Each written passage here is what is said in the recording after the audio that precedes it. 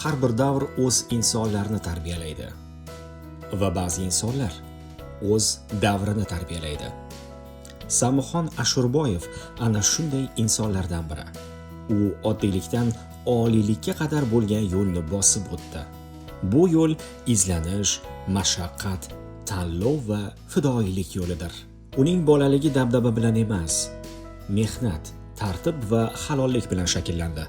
Mening bolaligim hozirgi Turkiston shahri va Turkiston shahriga shunday yoniginasida Kariz, bizning shehrimizda Kariz deyiladi. Shu qishloqda o'tgan. 5-sinfgacha shaharda o'qidim. Harbiy komissariyat tomonidan shu yerga majburan ishga yuborilgan. Shu munosabat bilan shaharga ma'lum muddat yashashimizga to'g'ri kelgan va 5-sinfni shu 4-choragidan boshlab qishloqqa qaytadan ko'chib chiqdik va u yerda qishloq xo'jaligiga aralashishga to'g'ri keldi. Bu davrda bir yaxshi odatimni rivojlantirishgan edi. Menga dutor olib berishgan. O'sha dutorni hech qanday ustozlarsiz o'rganib chalib ketganman. Bu esa ma'lum darajada haligi ko'chadagi ba'zi bir ota-onalarga yoqmaydigan xatti-harakatlardan saqlar edi. Domlani o'sha musiqani sevishi, qo'shiq aytishi o'sha biz talabalik davrida ham bizga qo'l kelgan. Mana o'sha paytlarda talabalar o'rtasida marhabo talantlar degan bir konkurslar bo'lardi. Biz talabalar o'sha marhabo talantlarni biz doim birinchi o'rinda olardik. Buni sababi o'sha konkursda bitta nimasida domla chiqib, bitta shartida o'sha qo'shiq aytib berardi, musiqachilar. Mana shu domla biz o'sha nimada birinchi o'rin ko'tarilishimizda mana shu domlaning xizmatlari juda katta bo'lgan. Qishloqqa ko'chib chiqqanimizdan keyin endi uxlash uchun vaqt topish qiyin edi. Chunki bolaligim hozirgi bolalarcha o'tgan emas. Hozirgi bolalarimiz nihoyatda baxtli bolalar. Biz mehnat bolalari edik. 7-sinfni bitirgandan keyin texnikumga kirdim, pedagogika texnikumida. Texnikumda bizni deyarli qishloq xo'jalik ishlarida foydalanishardi. 4 yil mana shunaqa bir sharoitlarda o'tdi. Lekin ta'lim o'qish ishi nihoyatda sifatli bo'lgan. Dars tayyorlamaslik degan tushuncha yo'q. Badiiy asar o'qish, matbuot gazetalarni har kuni o'qib, o'zimizni asosiy darslarimizdan tashqari bir-birimiz bilan qaysi kitobni o'qidik va qanday muammolar ko'tarilgan, juda qiziqarli suhbatlar olib borardik. Sharoit oddiy, ammo ilmga bo'lgan ichki intilishi kuchli edi. Uning murg'ak qalbini san'at va adabiyot butunlay qamragandi. Ustozimiz Samuxon aka Ashurboyevni biz o'rganishimiz kerak bo'lgan jihatlari juda ham ko'p. Biz tug'ilmagan paytimizdan boshlab domlaning pedagogik faoliyatlari boshlangan. Qarangki, bizga o'xshagan qanchadan qancha pedagoglarni, soha mutaxassislarini tayyorlab berganlar, ular bugun nafaqat respublikamizda, balki xorijiy mamlakatlarda ham mana shu pedagogik faoliyatni olib borishyapti. Bu har bir ustozni shogirdlari ustozdan o'rgangan ilmini, ma'rifatini, insoniy munosabatlarni boshqalarga ham tarqatib, domlani mana shu maktablari, o'gitlari qanchalik keng tarqalayotganligini mana shu misollarda ham ko'rishimiz mumkin. Musiqadan boshlangan qalb nolalari uni adabiyotga olib kirdi. U talabalikning ilk davridan izlanishga berildi. Tahlil va tanqid uning asosiy quroliga aylandi. 1964-yilda pedagogika texnikumini bitirib, Nizomiy nomidagi Toshkent davlat pedagogika institutida imtihonlardan o'tib, 1-kursga qabul qilingan kundan boshlaboq Said Usmonov professor o'zbek tili nazariyasi bo'yicha, ayniqsa morfologiyasi bo'yicha kuchli bilimga ega bo'lgan inson edi. Ilmga yetaklagan. Xullas, mana shu tariqa talabalik yillardanoq men ilmga mehr qo'ydim va oxir oqibat uni institutni bitirgandan keyin professor Said Usmonov o'z kafedrasiga ishga olib qolgan. Bu paytda men 22 yoshda edim. Haqiqatda birinchi darsga kirgandayoq o'sha domlaning bilim darajasi, o'zini tutishi juda jiddiy domla. Shuning uchun darsga kirishim ham shu xuddi auditoriyada pashshivsa bo'lardi.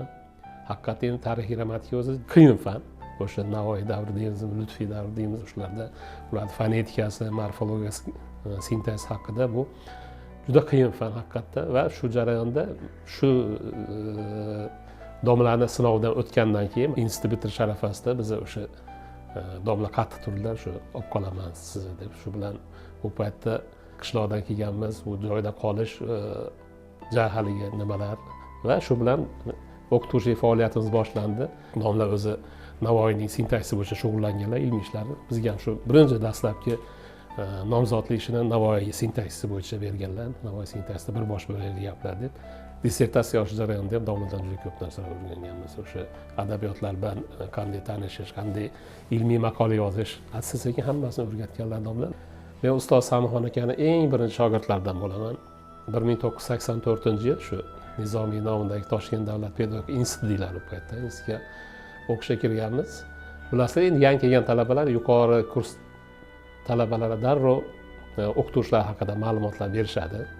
Shunda aytishgan, mana bu domla bunday, bunisi bunaqa, lekin Ashirboyev juda jiddiy domla, o'qimaganga umuman baho qo'ymaydi deb. Shundan bilganman. 3-kursimizda Samixon aka bizga o'zbek tili tarixi grammatikasi fanidan darsga kirganlar. Va shu paytdan Samixon aka bilan mana yaqinligim shu paytgacha ustoz shogirdlik davom etib kelyapti. U umrining 50 yildan ortiq qismini ta'lim tizimiga bag'ishladi. Oddiy o'qituvchilikdan boshlab oliy ta'lim tizimining yuqori boshqaruv tizimigacha ko'tarildi. Ammo u hech qachon ilmni tashlamadi. Aksincha, doimiy rivojlantirish uchun harakat qildi. Alohida ta'kidlamoqchi edim domlani xotin-qizlarga bo'lgan munosabatlarini. Chunki universitetimizda 95%ni xotin-qizlar tashkil qiladi, talabalarni. Professor o'qituvchilarimizdan ham ayol professor o'qituvchilarimiz ko'pchilikni tashkil qiladi.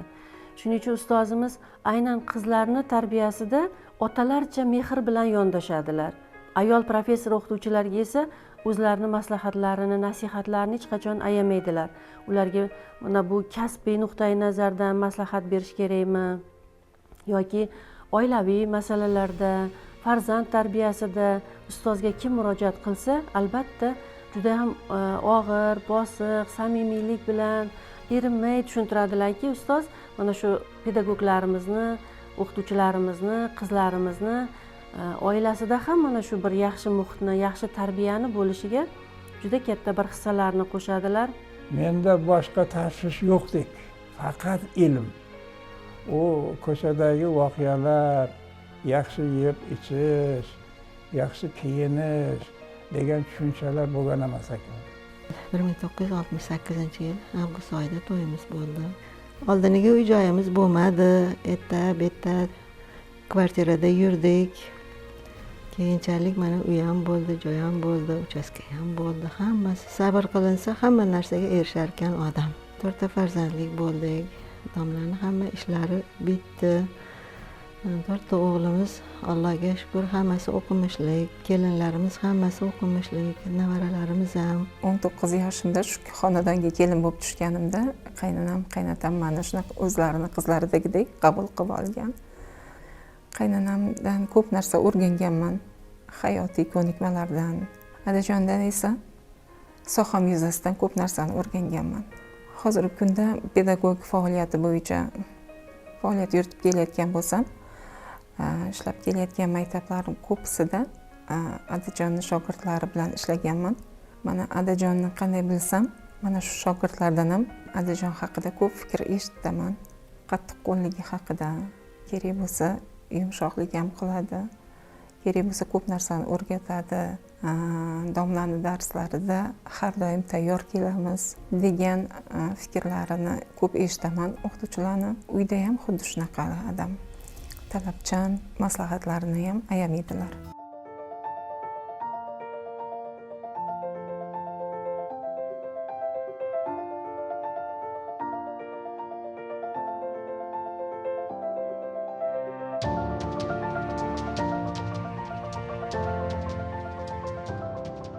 oila ham unutilgan ekan deyardi. Qishloqqa ota onamni oldiga olib borib qo'yib, o'zim Toshkent kutubxonalarini hammasida yurar edim. Mana shu tarzda ilmiy ishni endi tugatganimda 72-yilda domla vafot etib qoldilar. Mana endi mening yurishlarim boshlandi, qiyinchiliklarim boshlandi. Tayyor ishni olib, uni muhokama qildira olmayman. Himoya qiladigan Fanlar akademiyasiga olib borsam, qani ilmiy rahbaringizning xulosasi degan savol qo'yiladi. Menda u savol yo'q. Bo'lmasam boshqa rahbar oling deyishadi. Men boshqa rahbar olishga tobim yo'q. Xullas, himoya qilinishi 2,5 yilga cho'zilib ketdi. Yo'q, himoya qilish qiyin. Muhokama qilmaydi. Hech kim rozi bo'lmaydi. Va nihoyat u ishni 2,5 yilda Ernest Begmatov tashkiliy ishlarni amalga oshirib himoya qilishga ulgurdik. Va mana bu ish qanday mavzuda edi? Mening dissertatsiya ishimning ikkinchi sohasi bo'ldi. Birinchi soham o'zbek shunosligi edi, tashlab qo'yilgan ish. Bu o'zbek tilshunosligi tarixi degan yo'nalish edi. Bu paytda bu o'zbek tilshunosligi tarixi degan tushuncha yo'q edi. Faqat darsliklarda bir bob ham emas, ba'zan bir mavzu bo'lardi xolos. Men shu mavzuni nomzodlik ish sifatida himoya qildim. Men domladan juda ko'p narsalar o'rganganman. Mana domla juda qattiq turadilar dars kuzatish masalasida. Aytadilar, kafedrada kimni darsi bo'lsa kuzatasizlar deb. Biz hozir yoshlar shu narsaga yetishmaydi haqiqatda. Biz kimni darsi bo'lishidan qat'iy nazar kelib o'sha darslarni kuzatardik. Domlaning darslarini hech qachon qoldirmaganmiz va domladan talabalarga nisbatan shu dars berish jarayon deymizmi yoki talabalarga nisbatan odillikni biz domladan o'rganganmiz. Bitta shunday holat bo'lganki, shu 3-kursda talabalarning orasida o'zimizni fakultetda dotsent professorlar farzandlari bo'lgan. Endi ular haqiqatda o'qish sal erkatorroq, oxirida kelganda nima qilish kerak endi? Domla bari o'qitmasdan qo'ymasdilar, lekin shunday holatda marhum kafedra mudirimiz bo'lar, shunday ham jiyanlari bor edi. Samixon endi qo'ymasangiz bo'lmaydi degandan keyin olib kelib bolalar berdim-sizda. Demak, 15 nafar turgan, hammasi qo'rqib qolganda. Bu degani mana demak bittasini ajratib qo'y, bu adolatsizlik baribir.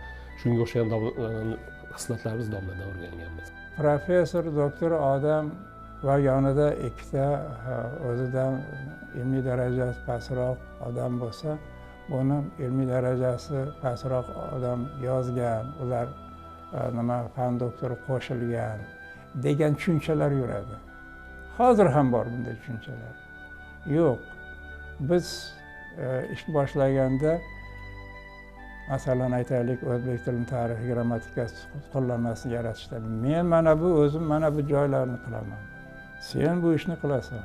Sen bu ishni qilasan deb aniq ko'rsatib hammamiz o'z vazifamizni bajarganmiz. Faqat qo'lidan kelgancha barcha insonlarga o'sha yaxshiliklarni beruvchi inson, ham oilada ham ishda ham hamma tomonlama mukammal inson sifatida namoyon bo'ladilar va biz har doim shu ustozga o'xshagan jihatlarni olishga harakat qilamiz. Boshqa ustozlardan yana ham ajrab chiqadigan jihati haqiqatdan o'sha jonkuyarliklari, mehnatsevarliklari, hech qachon o'sha boshlagan ishlarini har doim shu oxiriga yetkazishlari, shu har bitta talabalarning o'sha mehrini qozonganliklarida. Samixon Ashurboyev bugungi kunda ilmiy pedagog kadrlar tayyorlashda ham juda faol. 20 ga yaqin fan nomzodlari, falsafa doktori shogirdlari, 10 ga yaqin fan doktori shogirdlari ham bugungi o'zbek tilshunosligining, o'zbek dialektologiyasining dolzarb masalalariga bag'ishlangan tadqiqotlarda dissertatsiyalar yoqladi. Umuman domla ilmiy maktab yaratgan olim. Domlaning serqirra ijodkorligi, serqirra ilmiy faoliyatga egaligini mana bu shogirdlari chiqargan kitoblari, darsliklaridan ham bilib olishimiz mumkin. Qozog'istonda menga xalq ta'limi xodimlari murojaat qilishdiki, mustaqillik davrida qozoq maktablari uchun darslik yaratib berishga yordam berish uchun 5, 6, 7, 8, 9 sinflar uchun darslik yaratib berishim kerak. Va mana shu ishni ham epladim. 15-yilga qadar, 2015-yilga qadar Qozog'iston maktablari men boshchiligimda yaratilgan darslik bilan o'qishdi.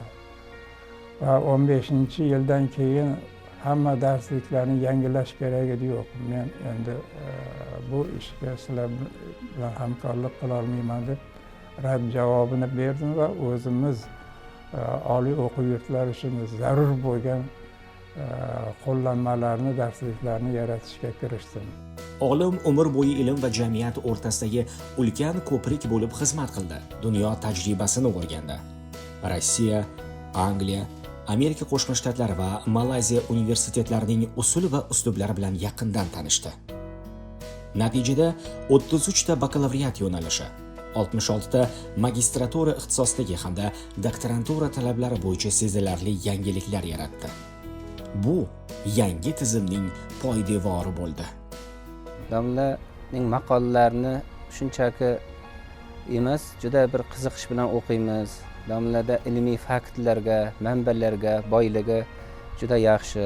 Domla ko'p yillar Nizomiy nomidagi Toshkent davlat pedagogika universitetida pedagog jurnalini tahririyat a'zosi tahririyatida kotib sifatida ishladi. Bu yerda ham juda ko'p maqolalarimiz chop etilgan. Bu jurnal ham ayniqsa bugungi fanimiz, ilmiy pedagog metodika bo'yicha moslashgan jurnal. Bu yerda ham domlalar har bir maqolani sinchiklab ko'rib, tahrir qilib, domlalar tahrirdan keyin bosilgani e'tirof etiladi.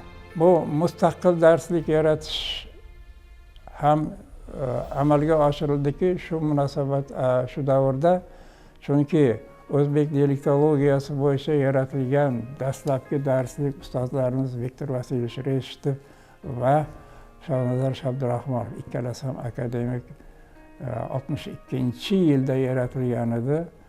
U paytda o'zbek she'rvashunosligining o'rganilish darajasi aks etgan edi unda.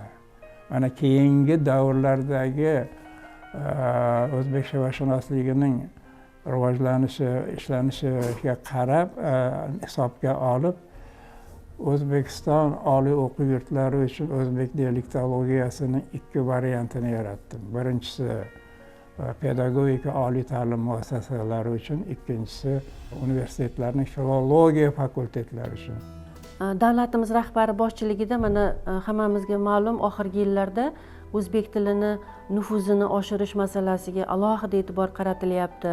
Bir qator prezident farmonlari, qarorlari qabul qilindi. Hukumat qarorlari qabul qilindi. 2020-yilda qabul qilingan hukumat qarori bilan o'zbek she'rvashunosligi markazi tashkil etildi. Aynan biz universitetimizda tashkil etildida, mana shu markazga ustoz Samixon aka Ashirboyev rahbar etib tayinlanganlar. Oradan qisqa vaqt o'tdi. Mana shu vaqt ichida o'zbek she'rvashunosligi markazini muvofiqlashtiruvchi kengashini tashkil qildilar va bilasizmi, bugun respublikamizda mana shu o'zbek tilini boyligini, sofligini, jozibadorligini saqlash, uni kelajak avlodga yetkazishda shevalarning o'rni qanchalik muhimligi mana shu hukumat qarori bilan tashkil etilgan markazni faoliyatida ham yaqqol namoyon bo'ladi-da. Respublikamizda bugun shevashunoslik sohasida faoliyat olib borayotgan kam sonli olimlarni domla birlashtirdilar. Ustoz mana shu muvofiqlashtiruvchi kengash atrofida birlashtirib, shu paytgacha erishilgan natijalar, bundan keyingi mana shu sohada qilinishi kerak bo'lgan dolzarb masalalar xususida olimlar bilan muntazam kengashib boryaptilar. Har yili respublika va xalqaro miqyosdagi ilmiy amaliy konferensiyalarni tashkil etib, bu masalaga nafaqat respublikamizni, balki qardosh mamlakatlar, xorijiy mamlakatlarni, olimlarni ham jalb qilyaptilar. Dunyo bo'yicha hozir o'zbek tilidagichalik o'zbek she'rvalari saqlanib qolayotgan til yo'q. Juda katta nodir yodgorlik hozirgi she'rvalarimiz. Buni o'rganmaslik judayam bu katta xato bo'ladi.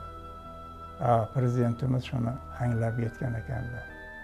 Mana shuning natijasi Vazirlar Mahkamasining qarori bo'ldiki, bu qarorga binoan O'zbek tili va adabiyoti universitetida O'zbek she'rvashunosligi markazi tashkil etildi.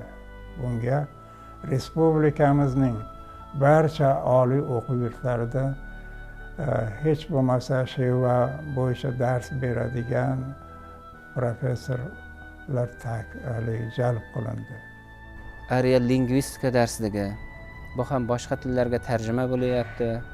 Masalan, O'rta Osiyo, shu Markaziy Osiyo davlatlarida ham juda yaxshi ommalashib, qo'llanib kelinmoqda. Domlaning shogirdlarining ham dissertatsiyalarida yoki biron bir seminarlarida ham domlaning mavzulari juda e'tirof etiladi.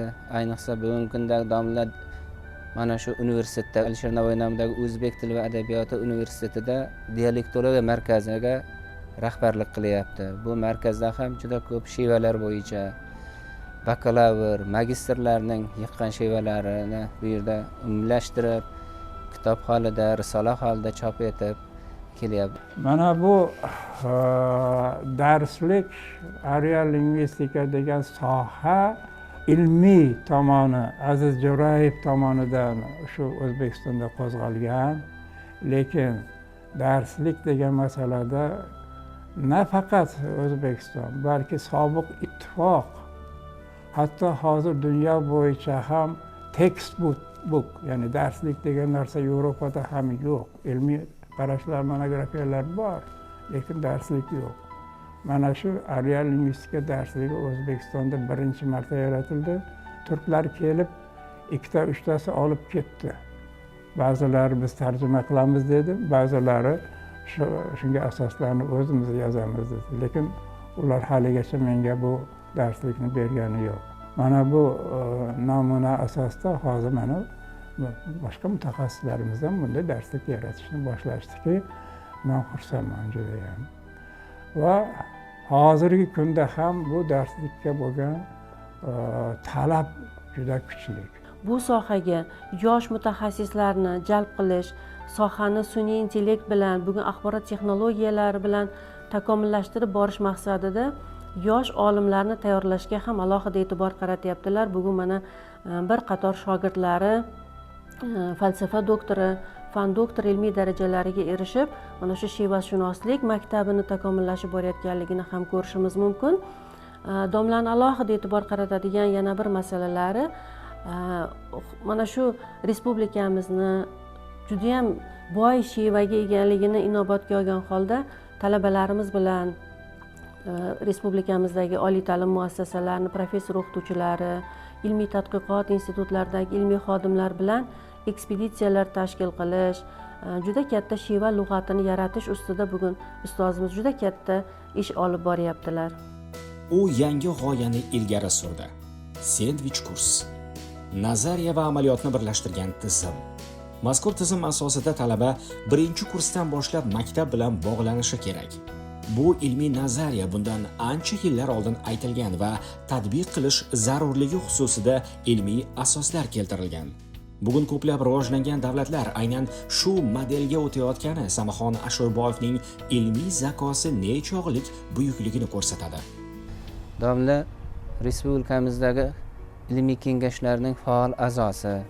Ayniqsa mana Alisher Navoiy nomidagi Toshkent davlat o'zbek tili va adabiyoti universitetida pedagogika sohasiga yo'naltirilgan pedagogika sohasidagi metodika bo'yicha ilmiy kengash raisi. Bu raislik faoliyatida ham tadqiqotchilarga, doktorantlarga qo'ldan kelgancha yordam berib kelmoqda. Samaxon Ashurboyev nafaqat tilshunos, balki uning adabiyatshunoslik, san'atshunoslik qirralarini ham ta'kidlab o'tishimiz kerak.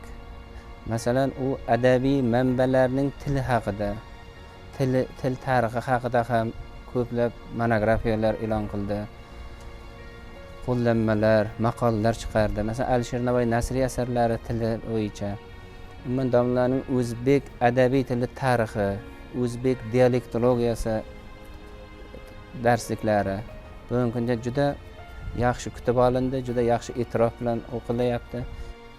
Har yili universitetimizda nazm va navo tadbirlari bo'lib o'tadi. Mana shu tadbirlar jarayonida ustozimizni ayollari, oilalari kelishadi. Rixsixon ayamizni domlaga bo'layotgan munosabatlarini ham oila boshlig'i sifatida, ham respublikada, nafaqat respublikada, xalqaro miqyosda bir yetakchi olimga asrab, avaylab ularga bo'layotgan munosabatlarini, ularga ko'rsatayotgan mehrlarini biz ayol o'qituvchilar, talaba qizlarimiz ko'ramizda, ulardan juda katta o'rnak olamiz. Shu nuqtai nazardan ham aytishimiz mumkinki, ustozimizni oilaparvarligi, qizlar tarbiyasi masalasida ham biz ko'p narsalarni o'rganamiz. Taqdirimdan nolimayman, Allohimga shukr. Kelinlarim qizlarimday, nevaralarim ulardan ham yaxshi. 4 ta nevara qizimiz bor, qolgani hammasi o'g'il nevaralar. Bitta nevara kelinimiz bor. Hadimi Xudo xolasa avaralik bo'lamiz. Domlaning xarakteri juda ham mahkam, qattiq edilar. Farzandlarga o'zing qara, ish faqat ish bo'ldi. Yozish, chizish, kiyimlari avgust tugab, o'sha sentabr yaqinlashib qolgan vaqtda ham bolani kiyimlari bormi, to'liqmi deb so'rardilar. Ha, to'liq. Bo'ldi. Bozor o'char, shu paytgacha bozor o'chari bilmaydilar. Uylarda ko'p bo'lamiz, oilaviy bordi kelinlarimiz bor, birga bo'lamiz. Farzandlarni hammasini yaxshi taniymiz.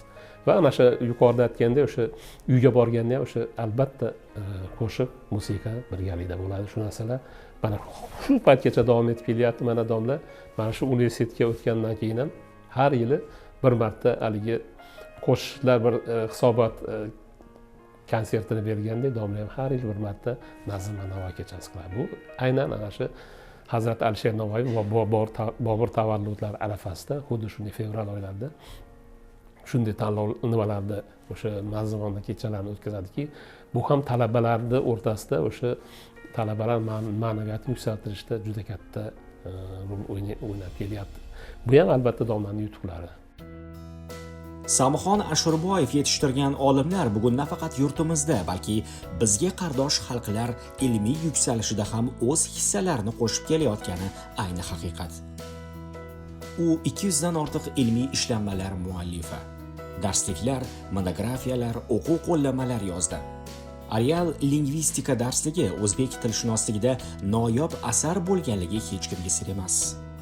Yana shuni aytishim mumkinki, domlani biz tirik xazina deymiz-ku, xazina, tarix deymiz-ku, domlada 20-asr bilan 21-asrda asrni bir-biriga bog'laydigan, ta'lim-tarbiya jarayonlaridagi uzviylikni, uzluksizlikni bog'laydigan juda katta boy ma'naviy ilmiy merosga egada domla. Shuning uchun domladan juda ko'p narsalarni o'rganib olishimiz kerak. Sababi domlaning asosiy faoliyatlari Nizomiy nomidagi Toshkent davlat pedagogika universiteti faoliyati bilan bog'liq bo'lganligi uchun biz Nizomiy nomidagi Toshkent davlat pedagogika universitetini 80 yillik yubileyini tashkil qilish bo'yicha ishchi guruh qilib tayyorgarlik qilganmiz. Mana shu paytda hozir aytganimdek domlani juda katta tarix ekanliklarini ana shunda ko'rganmanki, universitetni tarixi, universitetda ishlab ketgan professor o'qituvchilar, ustozlar, ularni faoliyati bilan bog'liq hamma jarayonlar haqida domlada aniq ma'lumotlar, faktlar bor. Ana shu ma'lumotlar asosida universitetni 80 yillik yubiley kitobi nashrga tayyorlangan edi. Mana shunda ham domlani xotiralariga, domlani qat'iyatliklariga, mana shu kirishgan ishlariga juda qattiq e'tibor bilan aniq bir natijaga erishish uchun harakat qilishlariga juda ham bir alohida e'tibor qaratishimiz mumkin. Pachkalab kadr tayyorlash mening maqsadim emas. Chunki kadr bilan birma-bir ishlash, ayniqsa dialektolog kadrlar bilan har bir harf bilan birga ishlash kerak, har bir transkripsion belgi bilan birga ishlash kerak. U qani shevani xususiyatini shevadan qanday yozib ololdi? U haqiqatni aks ettiradimi, yo'qmi? Bu bir masala. Ikkinchi masala, u masalan sheva transkripsiyada yozadigan bo'lsak, endi hozirgi kunda yanglishtiradigan tomonlari bor. Ana avvalgi joriydagi transkripsiya bor, yangi transkripsiya bor, adabiy til imlosi bor. Bular ba'zan jiddiy yanglishtirishi mumkin. Shunchaki xatoni shunda bor yo'qligini bilmay o'tkazib yuborishingiz ham mumkin. Bu bilmaslikdan emas. Mana shu 3 ta yozuv uni chalg'itishidan. Ilmiy rahbar bunga haqqi yo'q o'tkazib yuborishga. Mana shuning uchun ilmiy rahbar har bir harf uchun, har bir transkripsiya belgi uchun kurashadi. Bizga shu shaxsiy namuna bo'ladigan darajada masalan har bir insonni ideali bo'ladi-da. Meni ham ustozlarim ko'p bo'lgan. Lekin mana shu ustozlarim ichida domlani ustoz qilib masalan tanlashim, shu jarayon mani hayotimdagi eng to'g'ri tanlov bo'ldi deb o'ylayman-da masalan. Chunki domla haqiqiy o'sha ilm qilaman degan odamga shu yo'lda haqiqiy yordam beradigan, ilmni o'rgatadigan, shu bilan birga o'sha o'zlarini maslahatlarini berib, qo'llab-quvvatlab shu yoshlarni shunaqa bir inson deb o'ylayman men. Shu bilan birga ularni o'sha nima deydi, boshqalar bilan munosabatini ham kuzatadigan bo'lsak, faqat domladan o'rganishimiz kerak ekan degan fikrda biz boramizda masalan. O'sha haqiqiy tarbiyani, sharqona haqiqiy tarbiyani domladan masalan kuzatishimiz mumkin bo'ladi-da. Oxirgi yillarda ham kafedrada ishlash, ham pedagogika degan jurnalda men bosh muharrirning birinchi o'rinbosari sifatida jurnal men boshqarardim. Shu ish bilan band bo'lib turganimda menga Shuhrat Samaraddinov bu universitetga o'tish taklifini qildi. Juda ham minnatdorman, chunki men endi faoliyatimni butunlay yig'ishtiraman deb turgan paytda bu taklifni olganimdan juda xursand bo'ldim va men bu yerda qayta jonlandim va bu ilmga qayta kirdim. Mana shu hozir sizga ko'rsatilgan darsliklar, tayyorlangan hozirgi kadrlar hammasi mana shu 7 yil ichida bo'lyapti. Yaqin 4 ta bir kitobni qo'lyozmalarni qilib qo'yganlar. Yaqinda shu shevashunoslik bo'yicha, Turkiston shevasi bo'yicha bir lug'atlarni yakunlaganmiz, yaqindan nashriyotdan chiqardik. Undan keyingi ishlarga ham mana aytyapman, 4 tasi hozir amalda turibdi, rejada turibdi. Mana shu rejalarni bajarishda domlaga kuch-quvvat ham chunki hali mana domlani o'zimiz ko'ryapmiz. Hech kim sarsanash demaydi domlani. Harakatida o'sha ayniqsa o'sha ilmiy faoliyatdagi faolligini juda yuqori baholashimiz mumkin va domladan hali ko'p narsalar kutib qolamiz. Filologiya fanlari doktori professor Samuxon Ashurboyev ilm yo'lida haqiqiy sadoqat timsoli. Uning hayot yo'li ma'rifat, ilm va tarbiya andozasi. Olim yaratgan maktab, olim ijodlarining mahsuli bo'lgan kitoblar hali ko'p yillar mobaynida ko'payadi va kengayadi. Shogirdlar hurmati, elning e'zozi, ilmga bo'lgan muhabbatning timsolidir.